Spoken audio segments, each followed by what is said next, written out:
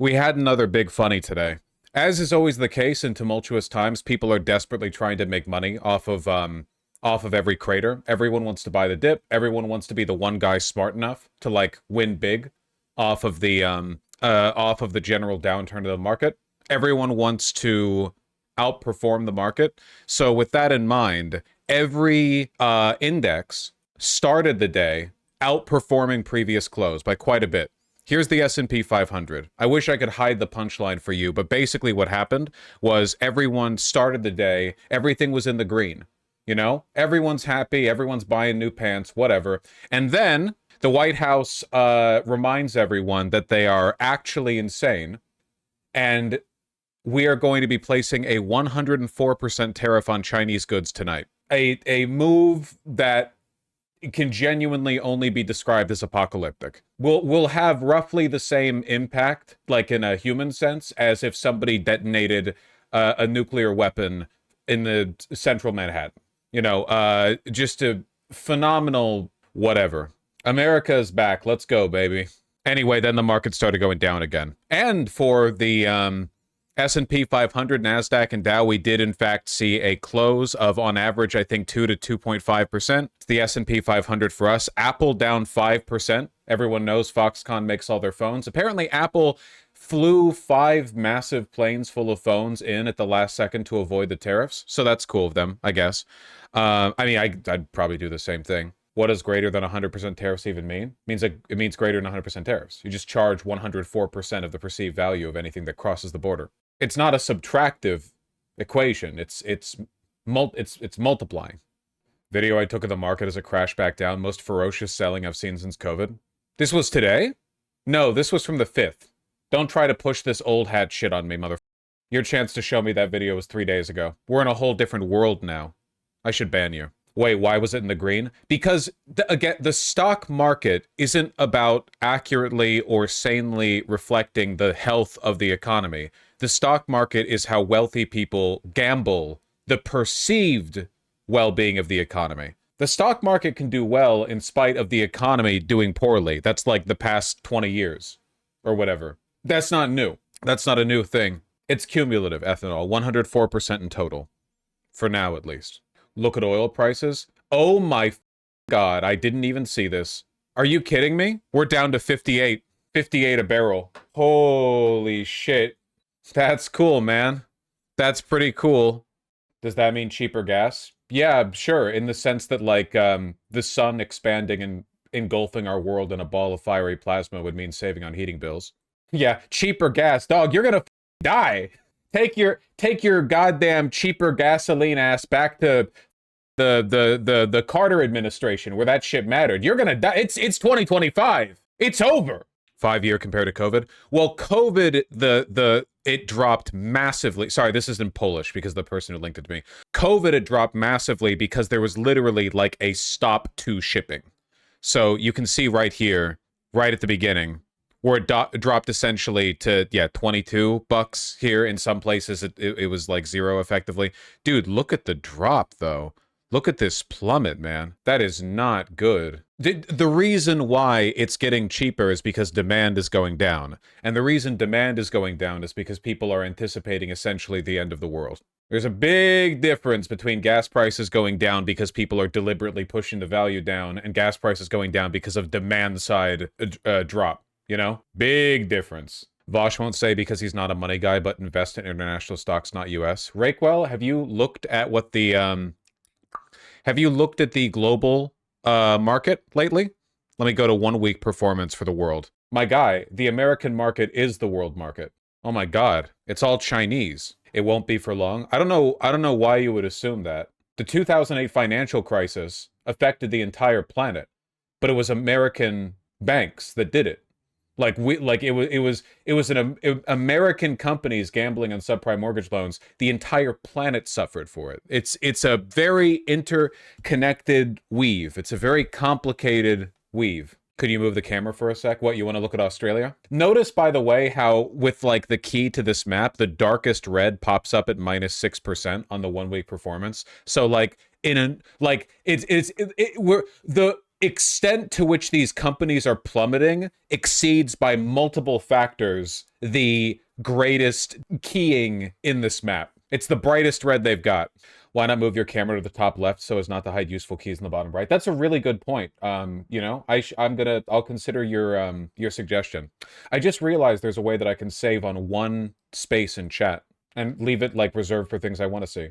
It's all about the little efficiencies. Yeah, it's not good.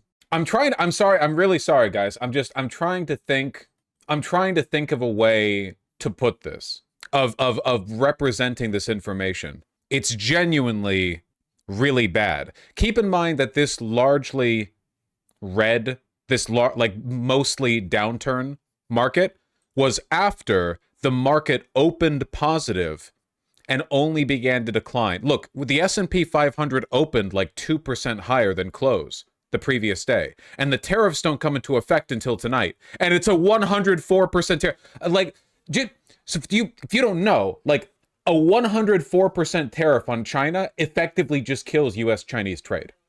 That's like, there's no, the mathematics of a 104% tariff, it's like, you might as well make it like 1,000% tariff. I don't know, make it 10,000, I don't know, whatever, it doesn't really matter. $800 Switch, there will be no Switch in the US. That's true. Switch 2 canceled. Our cheap Chinese goods aren't cheap at double the price. No, you're still not understanding. We get component materials from China.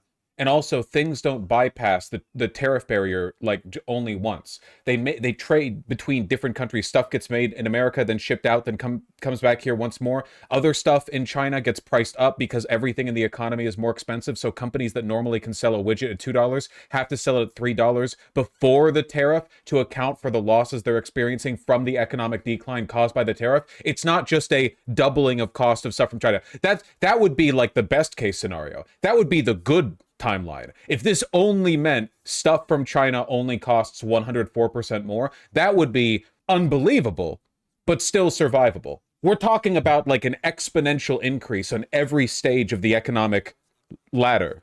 Oh, here's the article on Apple flying the planes in. That's pretty funny. One more day. Next iPhones are going to cost like $3,000. The dumbass bitch press secretary said that she thinks that America could make the iPhones. Today was reportedly the largest ever point reversal in the S&P 500's history, greater than the 2008 financial crash. Jesus Christ. Love that top comment. Gen Z grew up with crypto. This is child's play. We're all gonna die, and we deserve it. Breaking. White House Press Secretary Leavitt says, Trump believes the U.S. has the capability to make Apple iPhones. I'm gonna lose my goddamn mind. You could not build iPhones in America. On Tuesday, when asked by a reporter if Trump wants iPhones to be made domestically, Press Secretary Carolyn Leavitt replied, absolutely. He believes we have the labor, we have the workforce, we have the resource to do it. Oh, man. Analysts generally believe domestic iPhone manufacturing isn't tenable on a financial basis. The company relies on the contract manufacturer Foxconn to make the vast majority of its iPhones in China. Wedbush analyst Daniel Ives estimated an iPhone made in the U.S. be sold at $3,500. That's not even true. That's not true. That's way too low. We don't have the manufacturing capabilities. We literally don't have the technology. We don't have the domestic we don't have the tooling. We don't have the machinery necessary. It's not even a matter of like, oh, well, what if we built it? We don't have the technology. That's not a joke. Foxconn is ahead of us on that kind of tooling. Why wouldn't they be? They do it and we don't.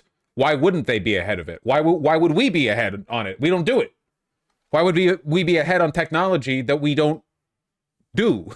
Saw an article that put US-made iPhones at $30,000 a piece. I think it would be more accurate to say that iPhones would become like, in addition to being unimaginably expensive, they would also be, they could not be sold in large quantities. It would be like, I'd be amazed if they could hit 1 million a year. It'd be a true luxury item, like a real luxury item. Or Apple would just move everything out of the US. Well, I mean, yeah, but we're talking about the possibility of them manufacturing it here in the United States. That's the sort of the conditional that we're talking about. Apple currently makes over 200 million a year. Apple, I think, makes more than that. But what's important to understand is that if Apple attempted to set up the supply lines to make iPhones here in the United States, it would bankrupt the company. Sells over 200 a year. Yeah, makes over 200 million iPhones a year. It's a lot of people in the world, you know, and they keep making new ones. But it would bankrupt Apple trying to make them here.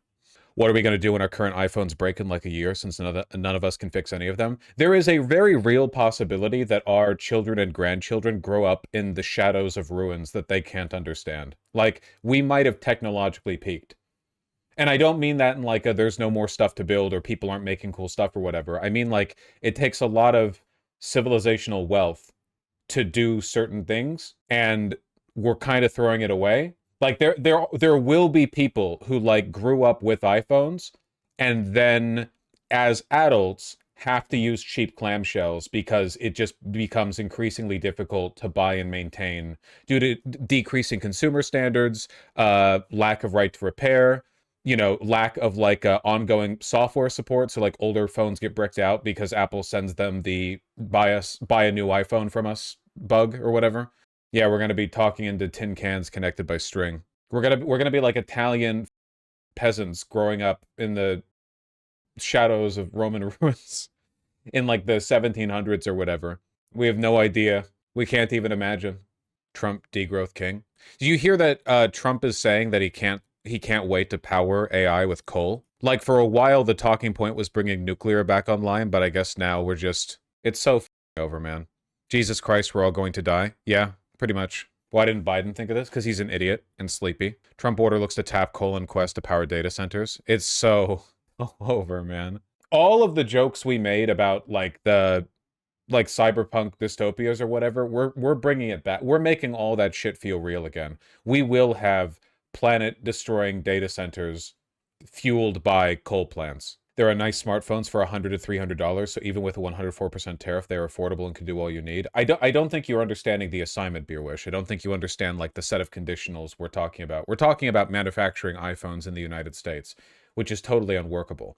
You can still afford like an iPhone if it's pushed through the tariffs. It's just going to be like $2,000 to $3,000 probably. But it's not going to increase just 104%. Why not just offshore even harder to limit the impact of the tariffs? I'm not sure what you mean. How would that avoid the tariffs when you're manufacturing stuff in other countries? That would be the thing that gets you hit with tariffs. Only having them apply one. It's just not that. Listen, okay? If you guys ever want to like fully appreciate how cooked all of this is, look into the supply lines required to make like any product. Like look at your desk right now and look at a product. For me, I looked at this lip balm right here, okay? And try to do some Googling and find out like the total supply line math that went into making this. Not just where it was made, where they sourced the plastic for, how, you know, what chemicals did they use to make the plastic, and where did those chemicals come from? What about the wrapper? You know, like how all together, what did it take to produce this? You know, do that for anything on your desk. You will be shocked. The economy is very, very, very efficient. Every incentive in our system is driven to make people cut costs. When it comes to producing things for the smallest possible amount of money, we're goated with the sauce. That doesn't make our supply lines very durable. It doesn't make them very reliable. They're very fragile, but they're very good at cutting cost. And that usually means a lot of these products make their way all up and down the world, over and over and over again, you know? Yeah, exactly. Glue for the label.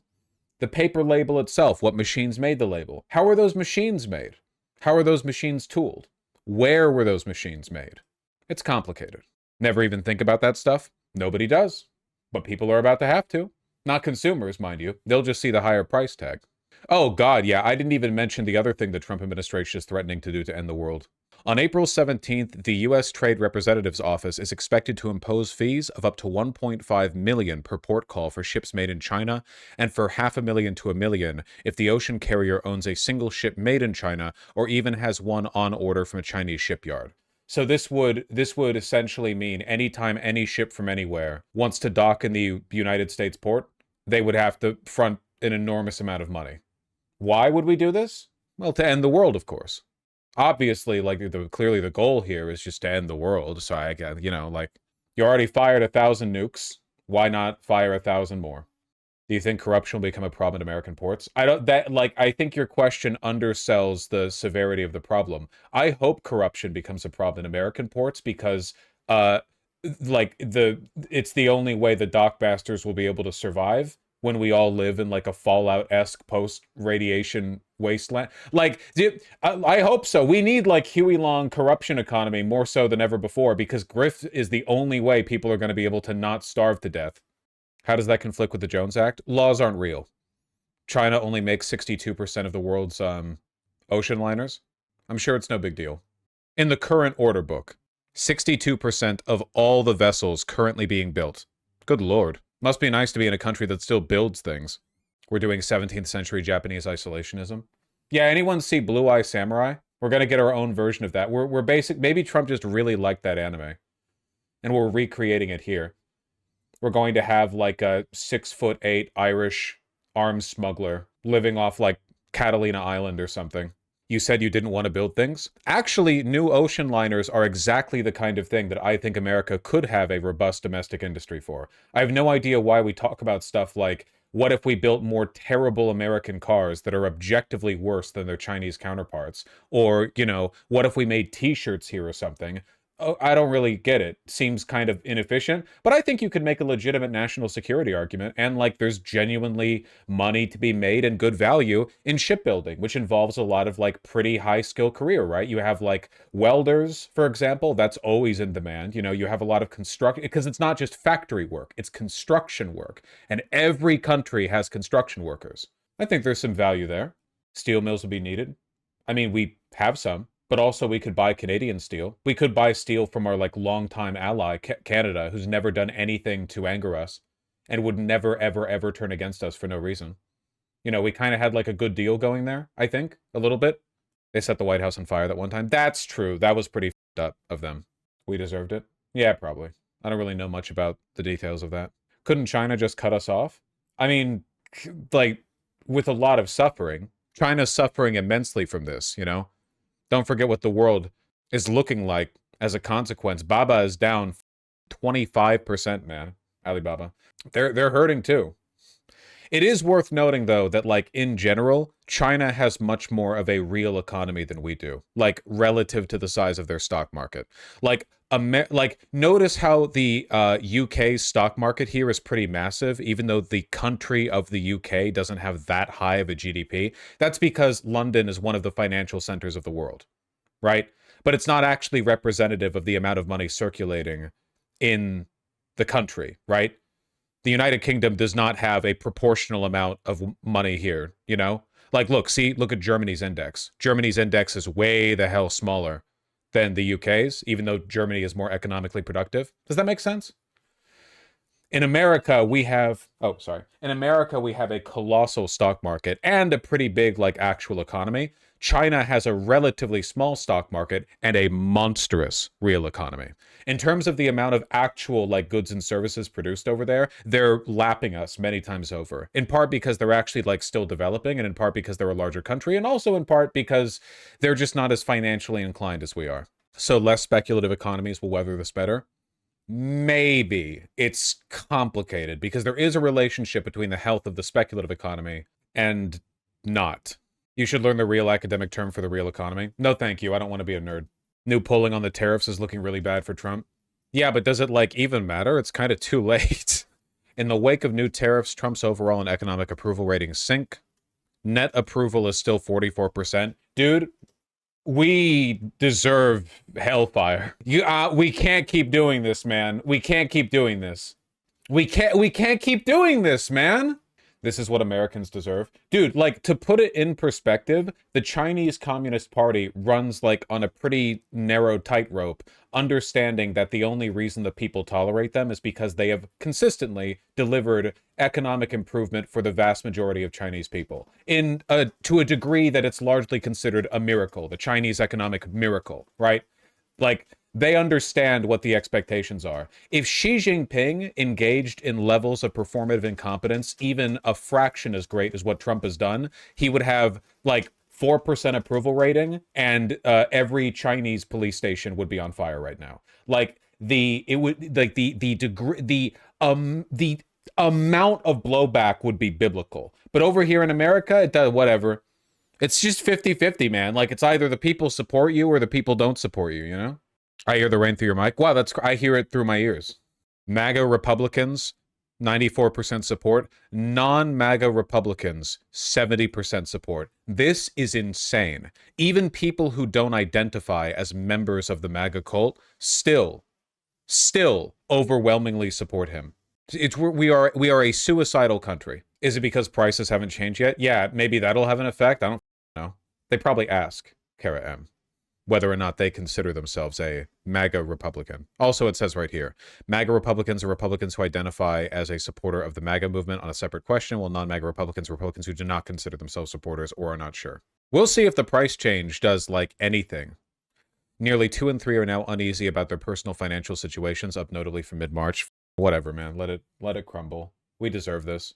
Jesus Christ, we deserve this. Look at this, like, there's so much of this where, like, every single Fox News reporter, every conservative altogether has gone from, like, look at how much the stock market loves Trump. He's going to bring America back bigly. Those numbers are going to go up to, you know, desire is the root of all suffering. Material matters are not that which should concern you. Focus on matters of the spirit. Like, literally. We all saw the stock market soaring post-election. It reached an all-time high today, 82,000. Optimism everywhere. Just ignore the sky is falling reports in the regime press.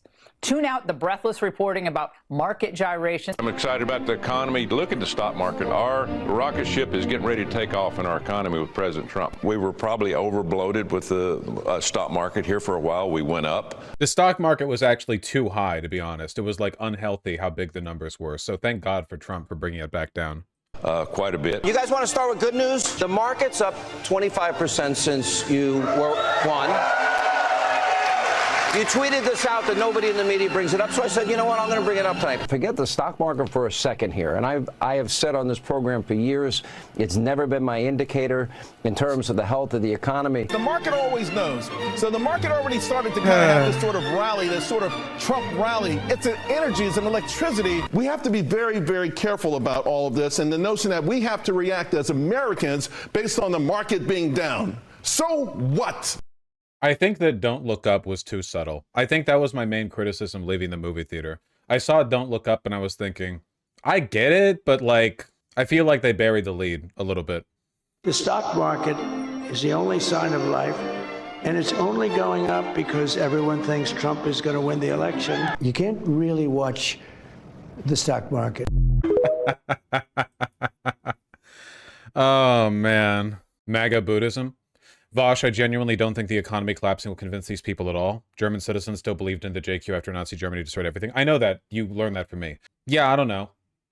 Like, genuinely, I feel like we need reconstruction, basically. We need reconstruction. Like, again, for 5 years, people have said, like, oh my God, you know, he's so edgy. Wow, Vosh is so edgy. His rhetoric is so divisive, blah, blah, blah. No one's provided for me any solution to this. Like, this is a level of civilizational suicidality, which goes well beyond, like, no policy will fix this. Literally, no policy will fix this. There's no economic whatever you can do to, like, make people not this kind of mentally ill. You need a cultural shift that, like, the likes of which what took, like, it's like what happened with the Cultural Revolution. And I don't mean that like in a, well, all the teachers need to be executed kind of way, or any of the terrible shit Mao did. I mean that there was a, like, how do I put this? Being charitable to Mao, which we don't do often, there was like a legitimate and justifiable intention behind a lot of the Cultural Revolution, right? Where if you think about it, China is basically like the oldest, more or less continuous nation in America, like not America, sorry, I was saying American history, I'm cooked, in world history, right? Like, obviously, you could, like, Egypt and Greece and stuff, but, like, the abstract concept of the Chinese national identity goes back a very long time. And I can understand, and you're taking a look at that, and what does a lot of that cultural history tell you to do as a Chinese person, and if you're in, like, the 1950s or something? Well, it's very authoritarian.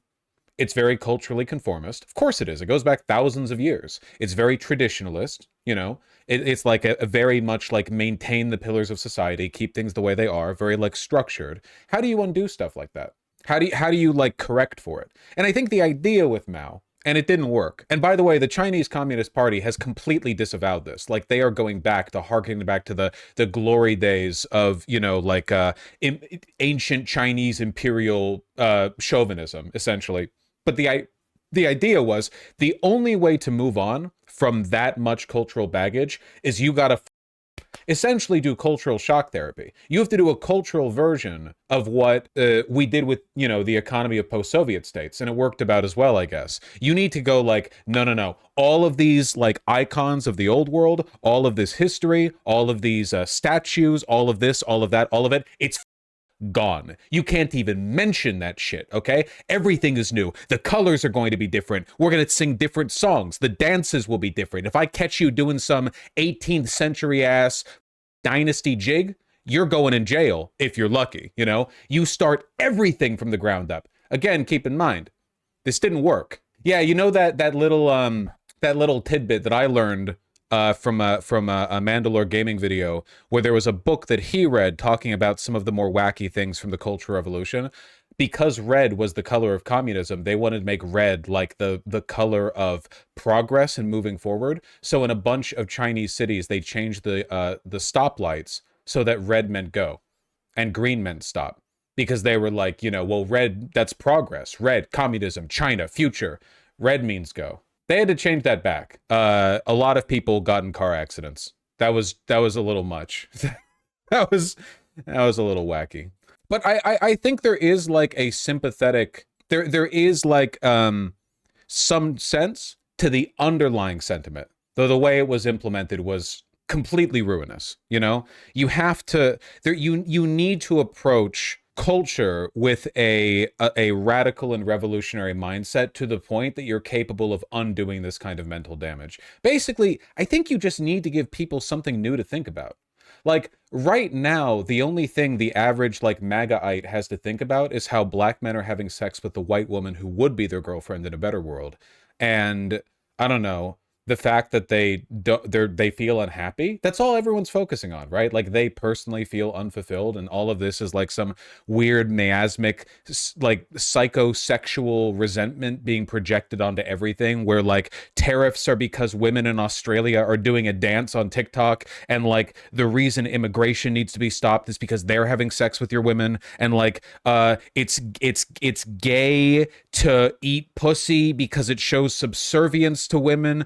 But it's like you understand what I mean? Like, they need something to focus on. They need something to think about that isn't all of this. They need like a new thing to latch on to. Does that make sense? I mean this, by the way. I'm not trying to be facetious. I'm not trying to be a comedian. I think it's kind of like funny in that it's absurd, but I also think it's totally real. I think that like that's kind of the issue we're running into right now. It's like there's just no one believes in this system anymore, so people will justify any level of deliberately irrational mental illness to justify why they want to move away from it. And in that respect, I understand the Cultural Revolution. Now, again, Google Mao's Cultural Revolution, look up what they did for like 2 seconds, and you're like, oh wow, that didn't that didn't go too good.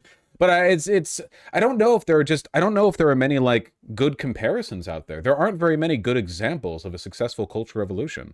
There are some to varying extents, I think, but yeah, it's about creating an entirely new identity, an entirely new. What the Bolsheviks did? No, the Bolsheviks failed.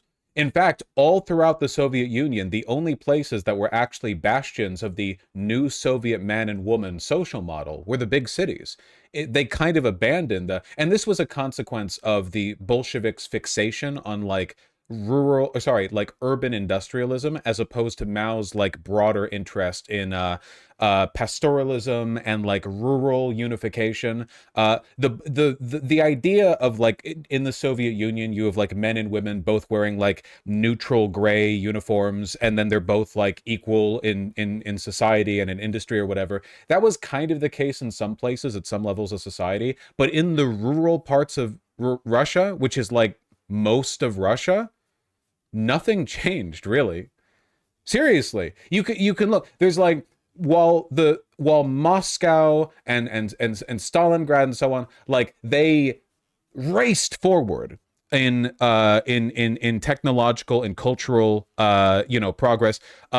Basically, like 90% of Russia completely stagnated. What about the French Revolution? Well, the French Revolution failed, right? They failed to take real hold of France, and they destabilized the broader dynamic to the point that Napoleon took over like 2/3 of continental Europe, you know? Also, a lot of them were crazy. They were like beheading the heads on the Notre Dame. They were like they were doing some like cult of reason shit that was not like, they were being edgy atheists before that was even a thing, really, you know? Like, if you were living during the French Revolution, basically, like, you would be like a mother raising a child in Paris, and the Revolutionary Guard would show up at your door to take your child away for re-education, and you would say, "Please don't take my baby," and they would say, "Oh, that's an appeal to emotion. That's a fallacy," and they would shoot you with a musket. Fallacious thinking is religious thinking. Enter the ditch. Like, it was. What's a good revolution that happened? Well, unfortunately, the more you learn about revolutions, the more you learn that, like, basically all of them turn out poorly. But it's just that a lot of places that didn't have revolutions also turned out poorly, right? Like, Haiti freed itself, and since then they've done nothing but suffer. But then there are lots of places in Africa that weren't able to successfully push off their colonial masters, at least up until like the 80s or whatever, or the 50s, you know. And things suck over there too. So it's like, I don't know. Maybe the lesson is like, there's no point to anything and life is suffering. I don't know. Very Buddhist of you. Me time traveling back to like 1678 to talk to Haitian slaves. The root of all suffering is desire, basically, or something. So don't even worry about it. Time travel back. I return to this time period. Nothing's changed. It's really sad. I don't actually think revolutions can't succeed, by the way. There are plenty of revolutions that have had some downstream positive effects. It's just, life is really complicated. Really, really, really complicated. You know?